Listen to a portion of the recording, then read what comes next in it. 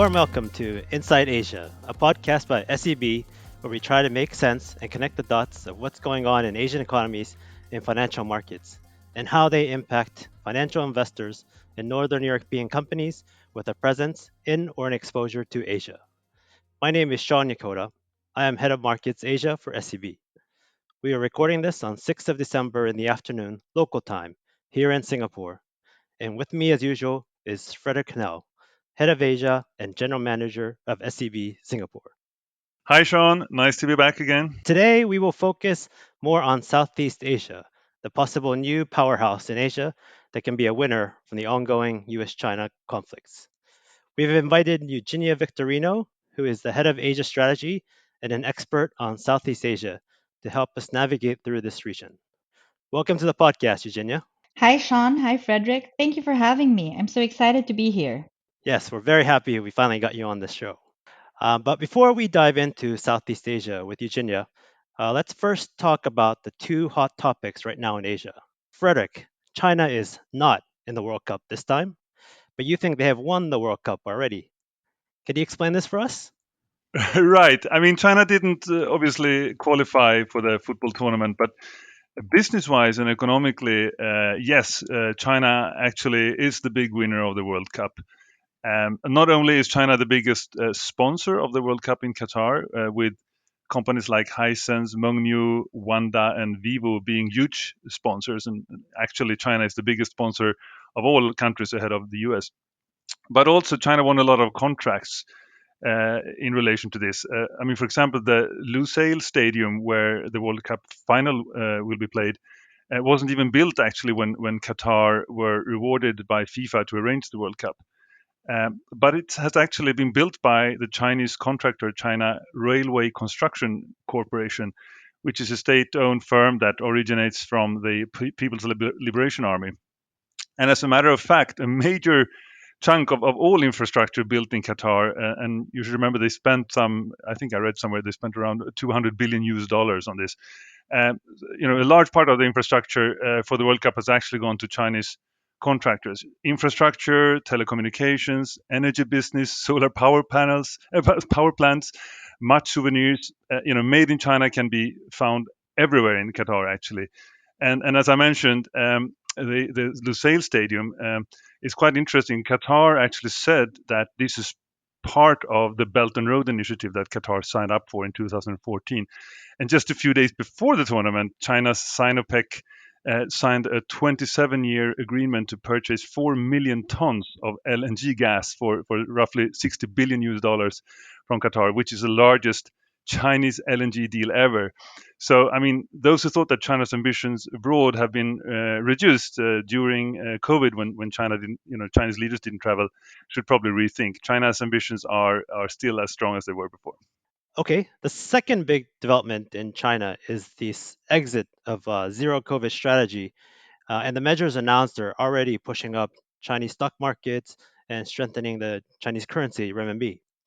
And you mentioned in the last podcast that they would start to communicate an exit strategy and increase vaccinations, which is how things are playing out. Is this something that's sustainable? Well, I think you should probably ask the question the other way around. Would it be sustainable to continue as the last country on Earth with this zero COVID strategy, trying to contain COVID? And the answer to that question would be no, absolutely not.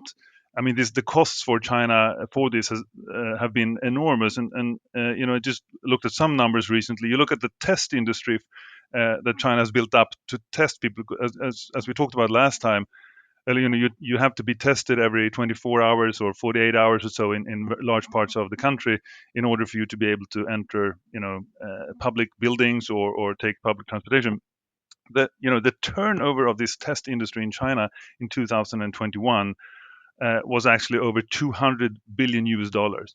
So this is a huge burden, on the economy directly and indirectly, not least on local governments.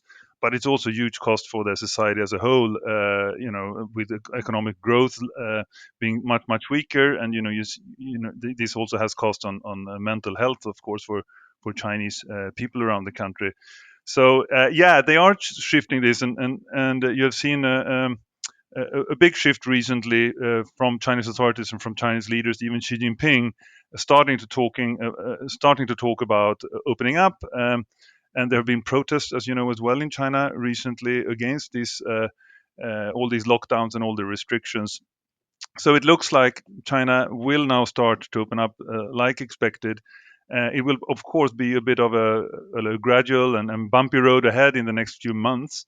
But China has set up very, very clear goals that they will now try to vaccinate its older populations with very ambitious goals leading up to the end of January. And China will also improve its hospital capacity and a lot of other things. So it looks like China will start to gradually open up, and I would bet that 6 months from now, when we sit here, China will be entirely open up. I don't think there will be any quarantines at all. Borders will be open. It will be totally free to travel within the country, et cetera, et cetera. So I think that we're looking, it will be short term still a little bit difficult, but I think the most important thing here is the direction. And if this plays out the way it looks now, I think it will be a much more positive economic outlook for China next year as well. And in fact, you start to see Chinese leaders also talking more and more about prioritizing economic growth. There's been a lot of discussions during COVID, not least at the beginning of COVID, when China's economy was very strong and export growth was over 30%, etc., where Xi Jinping and the party gave a lot of attention to and prioritizing political goals such as addressing the inequality in China's society under the common prosperity policies, but also addressing the property sector, where it was unsustainable for the property bubble to keep building up, like we talked a lot about in previous podcasts. But I think at this point where the economy is now, I think it's very obvious that China will prioritize the economy. We'll probably hear more of this in the Central Economic Work Conference in December, as well as the National People's Congress in March, where we can expect that leaders will talk much more about economic growth as a highest priority. So it looks, short term at least, quite positive for China. Now let's shift to the main topic today on Southeast Asia and bring Eugenia into this conversation. But before we start, Eugenia, just as an intro, you're from the Philippines and you are living in Singapore now. So as we talk about Southeast Asia, should we be worried about some home country bias if you happen to talk about Philippines? So, yes, I am definitely born and bred in Manila, and now I'm living in Singapore. But while I may sound very optimistic, as Filipinos, we sound optimistic every single time, but we are the last one to buy the optimistic story on the Philippines, primarily because we're so used to the bad news. It's good to keep that in mind. Okay, so let's start this and let's start with the longer term view. Let's say the 5 year view. China's growth is expected to slow somewhere around 3 to 4%. And you think there are three economies that stand out with high potential growth: Vietnam, Philippines, and Indonesia. Let's start with Vietnam. What's good about it? Before COVID, Vietnam's growth rate was already averaging above 6%, driven by strong FDI. I even call Vietnam as the FDI magnet. It has a growing middle class, a resilient export oriented manufacturing sector. In fact, if you look at the height of the US trade war in 2018, only Vietnam was the only country or economy that was able to maintain positive growth in exports while the rest of Asian exports languished. This is not the first time that Vietnam's exports bucked regional weakness. It was also seen in 2015 and in 2016 when EM Asia experienced what I would call a trade recession. At that time, and even up to now, Vietnam's shipments abroad continue to expand. And this is because exports of Vietnam is very diversified. While it continues to be an agricultural powerhouse, exporting rice, coffee, and other agricultural products, it also remains a very important player in terms of manufacturing footwear and garments. You only need to look at the shopping centers in Sweden to see that there are so many made in Vietnam garments over there. At the same time, the share of consumer electronic products continues to rise every year. Almost every year, Vietnam is able to add to its product basket. Overall, the export product range is expanding without necessarily sacrificing its traditional exports. Now, as I mentioned, Vietnam is an FDI magnet. It's not an FDI magnet simply because of cheap labor. It takes much more than low wages to attract the amount of FDI that Vietnam has accumulated in the last couple of decades. Aside from having more than 90 million population, the quality of Vietnam's primary education is extremely high in comparison to its level of economic development. In fact, Vietnam's PISA scores in the last three rounds have come in even higher than Germany and even some of the Nordic countries when you look at the scores for the science component. Moreover, if you look at the female participation rate, and this is something that I think our Nordic stakeholders would like to take note of, the gender gap in participation rate in Vietnam is very, very narrow. So this will assure a very fast growth in per capita income, given that the share of the productive population is extremely high. The high education background and the close gap between men and women in the workforce. Do you think that's related to its communist background and being more socialist? Definitely, but there's also the culture of ambition. When you go to Vietnam, it is not uncommon to see full time workers taking on extra courses at the end of the day just to learn a new skill. It is very interesting that even though, if you look at the other economies in the vicinity of Vietnam, there you do not see the same amount of dynamism, of ambition. So, from that point of view, I think Vietnam is really outstanding. Before we delve deeper into Vietnam, let's go to the next economy that you like, which is the Philippines. What's your view on this I love the Philippines. It is my country, but I have to admit that when you look at the Philippines and the outlook on the Philippines, you have to look beyond the scars left by one of the world's strictest COVID restrictions. In fact, the Filipinos often say that the Philippines had the longest lockdown in the world. I doubt if that's true, but that was the perception. But looking beyond that, the potential growth in the Philippines is likely to be around 6% over the next 5 years. Following the surge in fiscal deficit in the last 2 years because of the COVID, the government is now focusing on fiscal consolidation, even as it pursues infrastructure spending. The new Marcos administration has produced the medium term fiscal framework, which covers a 6 year horizon. This is quite special, I have to admit, because typically these frameworks run around 3 years if you look at the previous government's fiscal frameworks.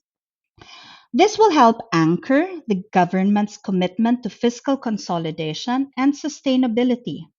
Having sustained very low infrastructure spending in the last few decades, unfortunately, the Philippines has a long way to go in catching up as far as its infrastructure development is concerned.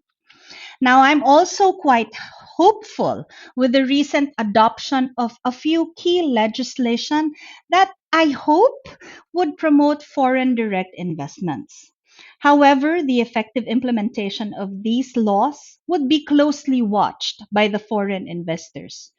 The government is also moving towards improving the effectiveness of the Anti Money Laundering and Counter Terrorism Financing Act.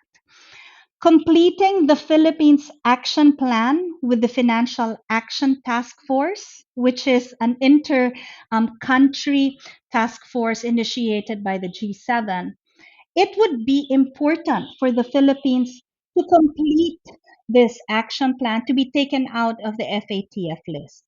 To be taken out of this list will be important in improving the business environment and is expected to usher in FDI. I mean, attracting foreign investors by improving infrastructure sounds like a great method. Now, Philippines, in order to attract FDI, some of it's related to its very good demographics. Can you talk about this relationship with the FDI? Indeed. So structurally, the potential growth outlook for the Philippines is really due to its demographics. It has a sizable population of more than 100 million, as well as one of the youngest populations in the ASEAN, with a median age of 25.4 years. In fact, it is even younger than the population of Indonesia. Over the next 30 to 40 years, the Philippines will be the youngest nation in Asia, presenting a very big opportunity not only because they are young, but they are young at a time when other countries in Asia are growing old over the same period. However, to really maximize the demographic dividend, there should be enough job creation. And from this point of view, the development of the private sector would be very important in generating employment. In particular, the entry of FDI or foreign direct investments would help the private sector diversify the economy. Now, clearly, the Philippines is not an export powerhouse. You don't think of the Philippines when you want to talk about exports. But the Philippines, the nation, is a dominant player in the business process outsourcing industry.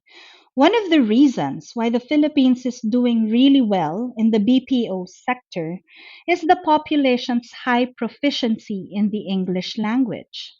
In the world, the Philippines is ranked 22 out of 111 countries as of the 2022 English Proficiency Index. Among the Asian economies, it is coming second only after Singapore. Categorized as highly proficient, the Philippines scored above the world average and above the Asian averages. But I have to admit, the Philippines has actually slipped four notches in the latest world ranking. Aside from the young and English speaking population, government support was also very important in terms of developing the BPO sector. To promote increased investment in the industry in the early 2000s, the government had introduced a number of investment priority plans, incentives, tax holidays, and even special economic zone accreditations for the BPO industry. So, overall, the demographics and the English language proficiency is a big attraction for the Philippines. With a median age of 25, Fredrik, you and I may not fit in very well if we go to the Philippines. Not only is it young, it's even growing 1.1% every year. Before we kind of bombard Eugenia with other questions, we just want to give everybody a high level view first. So, if we can just go to the last country we want to talk about, which is Indonesia, which is the biggest one. So, actually, in the ASEAN, Indonesia is unique as far as being the only 1 trillion or above $1 trillion economy. The latest data is now it is now $1.18 trillion as of 2021. So potential growth in Indonesia is estimated at around 5 to 5.3% in the coming 5 years. With abundant natural resources, Indonesia is a major producer and exporter of raw commodities. So, benefiting from the price surge of energy commodities that we have seen in the last year, Indonesia has seen a substantial improvement in its trade balance. And this is very special because typically Indonesia would run a trade deficit. Although it has more than 276 million population that is also young, Most FDI into Indonesia in the last few years has not been going into the manufacturing sector. FDI has been focused on energy, mining, chemical, real estate, and metals. The automotive industry has been the largest recipient of manufacturing FDI. However, if you look at the manufacturing FDI, the share of FDI into the manufacturing sector has actually been declining since 2016. So that has been happening even before COVID hit the world. This is in stark contrast to the FDI trend in Vietnam because Vietnam would attract approximately 50 to 70% of its FDI into the manufacturing sector year in, year out.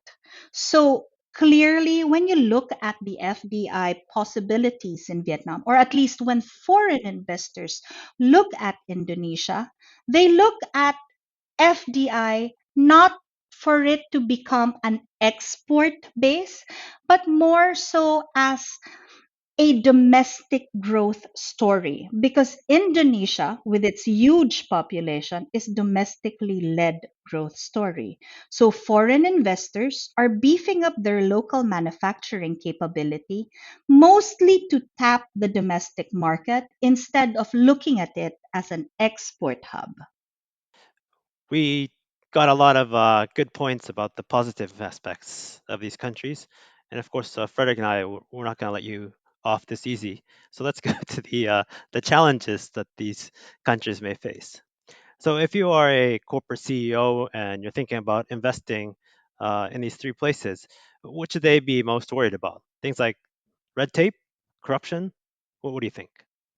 So while I am very positive on these economies, you have to go in with eyes wide open when you go to these economies. After all, these are emerging economies and they have their own risks.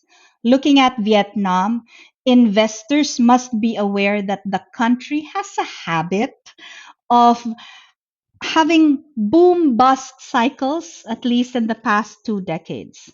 In particular, the foreign exchange market in Vietnam is tightly controlled.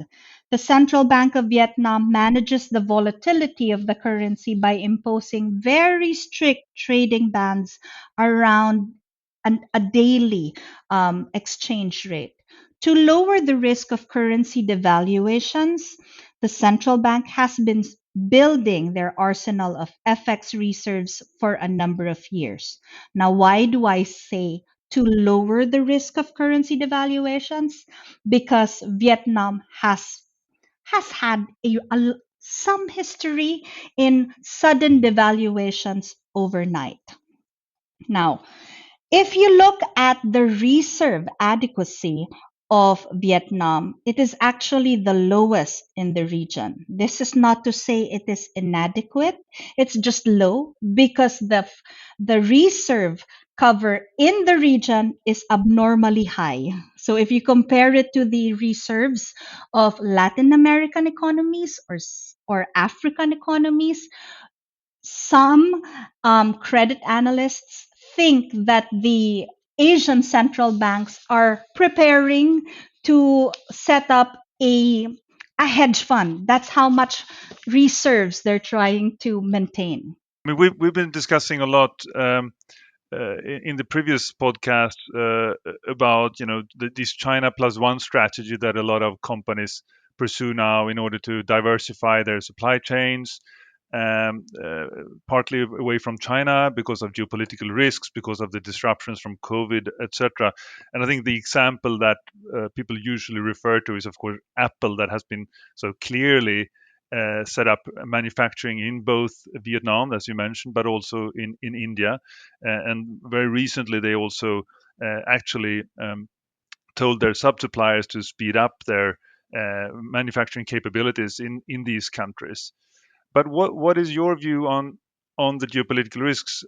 When comparing Vietnam to China, because obviously Vietnam is also a one-party state. Vietnam is also a communist party in power. What are the risks down the road that this country will also run into geopolitical risks of different kinds? First of all, I definitely agree with you that Vietnam is a centrally planned economy, just like China. And from that point of view, Vietnam is actually really trying to copy the Chinese model, in the sense that they are releasing growth targets every year, inflation targets, all the economic targets are set centrally by the Communist Party at the start of the year. So from that point, it's very similar to China. However, if you compare it to China, Vietnam is unlikely to become the next China because it is very small in comparison to China. So no matter how much it becomes a star in the next decades, it can never have the same economic weight that China has right now. So from that point of view, it is unlikely to wield the same amount of influence that China has been able to develop in the last few years. Now, you mentioned that Apple had already been accelerating their diversification away from China. I would say they're a bit late in the game because Samsung has already been there even before COVID. If I remember correctly, Samsung had increased their capacity substantially sometime in 2015, which means that by now, all of Samsung's suppliers, which happen to be Apple's suppliers as well, are already up and running in Vietnam. Next, maybe you can talk about Indonesia's risks. Indeed. Okay, now this is where I think the government role will really need to step up. The Indonesian government, in my view, will have to address the FDI policy credibility. There have been instances in the past where the government has been guilty of revolving door policies on its trade openness. The dominance of family owned conglomerates across industries in Indonesia has really thrown a wrench into the process of opening up to foreign investment. To attract the same or at least similar amount of FDI as Vietnam, the Indonesian government will need to do much more in improving policy certainty. Structural challenges, specifically on the inflexibility of labor market laws, will also need to be addressed. Moreover, universities and technical schools in Indonesia will need to produce graduates with better skills that actually match what the industry needs. And you mentioned these family-owned conglomerates that dominate. Is that a historical thing, or is it tied to just having a lot of natural resources? It's both. I mean, having family owned conglomerates in the region is not unique to Indonesia, but because the concentration of economic power is quite high, then there to enter the Indonesian economy, one needs to pursue a lot of joint ventures with these entities. I also think Indonesia is very interesting. So I'd like to ask you a couple of questions there too. I just came back myself actually because I visited Jakarta a couple of weeks ago, actually at the same time as a G20 meeting that was pretty successful on Bali, right? Where that Indonesia hosted. I mean, it's been a lot in international media about Indonesia lately. There's been a large cover in The Economist on how successful Indonesia is at the moment under Jokowi, the current president. There's been large articles in the Financial Times on the same subject, etc. But how, is it different this time? Because we talked about Indonesia previously. How you mentioned that it's quite dependent on this commodity boom that we're seeing at the moment. As an example, Indonesia is, I think Indonesia has, if not the biggest, then one of the biggest nickel reserves in the world, an input that is extremely important in the manufacturing of electric vehicles. By the way, I have to share that I spoke to one of the German automotive companies very recently that said that 37% of all global sales of electric vehicles actually happen in China at the moment. So again, you see this interdependence between markets, in this case, China and Indonesia. But if you look ahead, Eugenia, how dependent will they be on this commodities boom? Let's say we enter more of a maybe not a recession, but a much more challenging world economy during next year. How affected would Indonesia be this time, and how well prepared are they for this, considering their past? For example, when it comes to the currency and the Asian financial crisis in 1998, etc. As far as the challenges of Indonesia that it had seen in the Asian financial crisis during the financial crisis in 2008 and 2009, the challenges in Indonesia was really due to the very high volatility in the currency. And for some reason, in the last 2 or 3 years, the Indonesian rupiah has actually been very, very stable. And a big portion of that is due to the fact that the trade balance has now shifted into a surplus. And that, again, is related to the commodity boom. Now, as far as the risks of the Indonesian economy, should the global economy deteriorate further from here, it would seem that the demand for real commodities, raw commodities, would remain quite strong. And as you mentioned, China is the biggest um, source of sales for EV, and China is actually the biggest export market of Indonesia. So when all even during 2021, when China had an energy crisis, Indonesia was very eager to provide a lot of that energy. And now there's even more demand from Indonesia from the other raw materials. And we haven't even mentioned that Indonesia is the source of more than 51% of the palm oil in the world. So every time you wash your hair, you're actually supporting Indonesia. And thanks for a very interesting input there. Can I just ask you also a little bit on the political situation here? We have, I mean, we're talking about two democracies here, the Philippines and Indonesia, and then we have Vietnam that we already spoke about. What do you see? I mean, there are many aspects of this, of course. You could both talk about the geopolitical situation here, where these countries are all of them very dependent on their exports to China. China is the biggest trading partner of the majority, I would say, of the countries down here in Southeast Asia.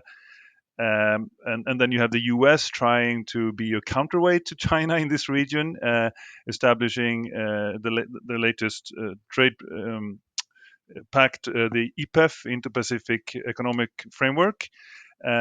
So how do you think this will play out? Which side will they take? Will they be able to stay in the middle and in this balance between China and the U.S.?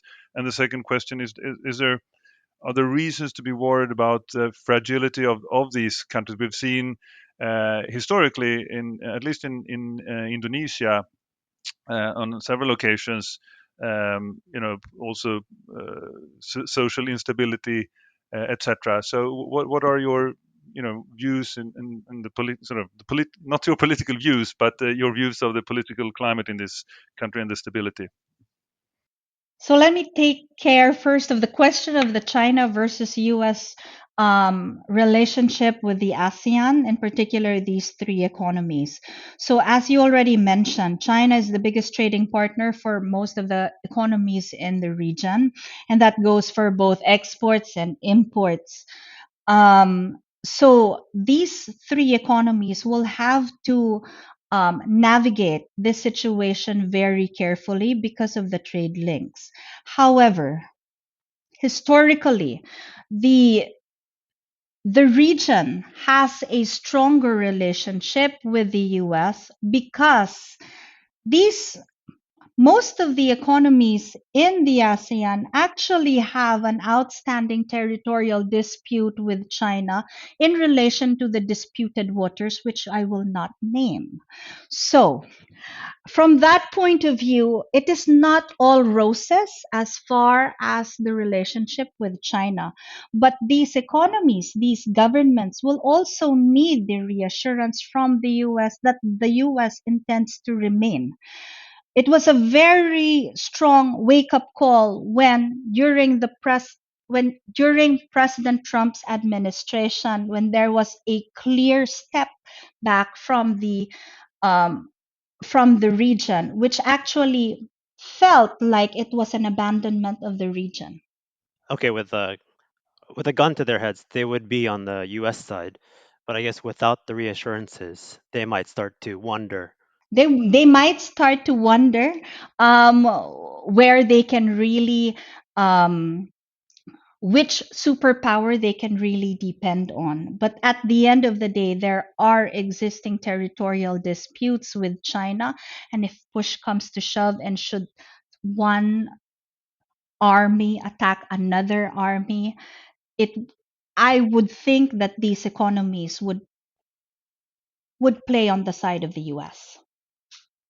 Okay, and then kind of continuing on with a bit of the China theme, with these economies doing pretty well, is China just going to lose market share? And I don't really think that these economies are actually um, competing with China in this from this point of view. It's more of a diversification play because at the end of the day, China will continue to rank highly as an investment destination for multinational companies. You know, when you see these reports of Apple pulling away from China, what they're actually doing is diversifying their supply chains, but they're not closing their main plants. So they're still there. They're just trying to diversify the basket. Now, even with these moves to diversify the supply chain since the trade war, and it has been exacerbated by the COVID lockdowns, China continues to attract FDI simply because the Chinese market remains the biggest source of growth. You know, we're talking about big populations in Asia. There's 90 million, 91 million in Vietnam, 111 in the Philippines. There's more than 280 million in Indonesia. But that's just a drop in the bucket when you're talking about 1.4 billion population in China.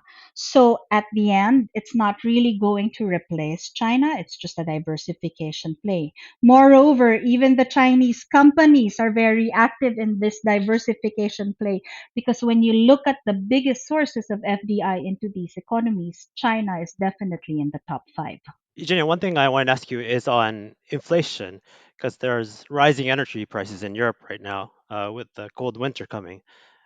How is inflation looking in these three countries you're talking about? So, for these three economies, inflation is the least of a problem in Indonesia because, first of all, they are able to control their energy prices much easier than the rest of the economies because they are a net exporter of energy. Having said that, inflation is also rising, but it is not to the extent that we have seen in other countries. Now, looking at the Philippines has the highest inflation at above 7%, and that's because it is very dependent on imported food and energy. When you combine food and energy in the CPI basket of the Philippines, that's easily 40% or 50% of the basket. So even just 1% increase from where we are right now, it's going to hurt the Filipino consumers quite deeply. As far as Vietnam is concerned, Vietnam, as I said, is a little China in the making. They control almost every single thing in the CPI basket. But the resources of the government have limits, and when they do hit the limit, there is a tendency that that they impose a price adjustment overnight, which could come in as high as a 30% increase in education or in hospital bills. But you know, that doesn't come every day, but when it comes, it's painful. I have to say though, Eugenia, when I speak to Asia CEOs of American and European companies in the region, and many of them talk about Vietnam, they also very frequently talk about the difficulty to find staff in certain key positions, and I think salaries are going up quite quickly as well. So let's see how this plays out going forward. And I think to your point earlier, that's not only because uh, several Western companies have set up manufacturing there. Also, quite some Chinese companies have set up manufacturing in Vietnam as well. Partly also as a result of the trade war that Trump started with China. So, when I mentioned the educational system in Vietnam, the strength there is in the quality of the primary education. But education doesn't end in the primary level. So, the quality of tertiary education in Vietnam, there's definitely a lot of room to improve in that. And that is where we see the um, shortage of labor. It's more of in the highly skilled or the university we're in. That's why it's very common to see young foreign managers working in Vietnam. We can go on forever in this part of the world with so many different countries and aspects to talk about. But for today, we'll just wrap it up here. But I just wanted to kind of summarize the key things we talked about today. So first is that of these countries in Southeast Asia, you like Vietnam, Philippines, Indonesia the most. And when it comes to Vietnam, you like the diverse exports that it has from food to clothing to electronics. And if you go to Philippines, you like the young population doing this business process outsourcing with the good English speakers and some upside potential from infrastructure that can come from the government spending. And then Indonesia is a little bit different where you get an FDI from the commodities. And then you would go there for the potential of the domestic demand as a European company. And then in the end, China, we still can't ignore it. It's too big. Um, and the investments in Southeast Asia is just not going to be big enough to offset China. Is that about right, Eugenia? Perfectly. I agree. Very good. Okay. So I want to thank you, Eugenia, for coming on to this podcast. And I hope you'll come back soon. Thank you. Of course, we've only discussed three economies. We have more to go. Many more to go. And thanks, Fredrik, for co hosting this podcast as usual. Thank you. And finally, thanks everyone for listening and have a nice day ahead. Bye bye.